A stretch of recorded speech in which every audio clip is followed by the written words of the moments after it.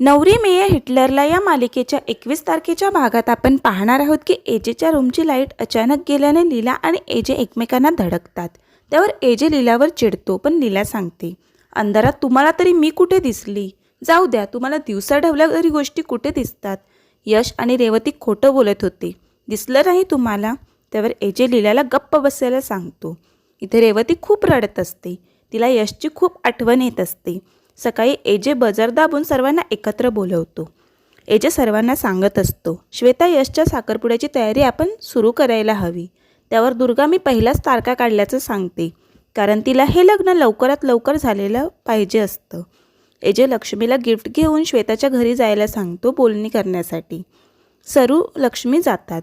लीला एजेला बोलते, एजे तुम्ही चूक करताय, तुम्ही यश आणि त्या मुलीवर अन्याय करतात।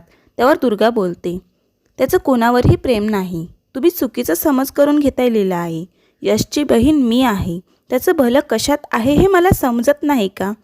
पण लीला चिडते आणि बोलते, आता मी बघतेस तुम्ही श्वेता आणि यशची एंगेजमेंट कशी करतात।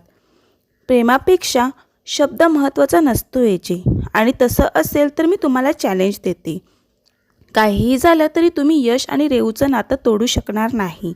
एजे दुर्गाला तयारीला लागा असं सांगून निघून जातो। इथे सरू विराजशी बोलत नसते, त्यामुळे ती निघून जाते। विराज किशोरला फोन करून विक्रांतला जेलमधून काढण्याचं सांगतो।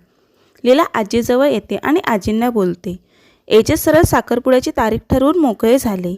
यशचं रेवतीवर प्रेम आहे, पण एजे ते समजूनच घेत नाही। त्यावर आजी ते दोघं नकार का देतात असं विचारत असतात, पण आजीही लीलाचं काही ऐकून घ्यायला तयार नसतात, कारण आजींना वाटत असतं जे होणार आहे ते अभिरामसाठी चांगलं आहे। पण लीला श्वेताचा साखरपुडा यश आणि रेवतीचा साखरपुडा लीला मोडणारच असते। इथे किशोर विक्रांतला भेटायला येतो। किशोर विक्रांतला सांगतो, सरस्वतीच्या खांद्यावर बंदूक ठेवून बाहेर निघण्याचा प्रयत्न करतोस का? उगाचच घाई करू नको, सरस्वतीला इमोशनल ब्लॅकमेल केलंस ना तर गाठ माझ्याशी आहे। इथे दुर्गा लीलावर खूप चिडलेली असते। दुर्गा लीलाला स्पष्ट सांगते, एजेंनी जे ठरवलंय ते योग्य आहे, पण लीला दुर्गाला सांगते, माझ्यावरचा राग बाजूला ठेवून यशला विचारा त्याचं सुख कशात आहे, खरं प्रेम कधीच हरत नाही। त्यावर दुर्गा बोलते, किती मुलांना फसवणार आहे तुमची बहीण?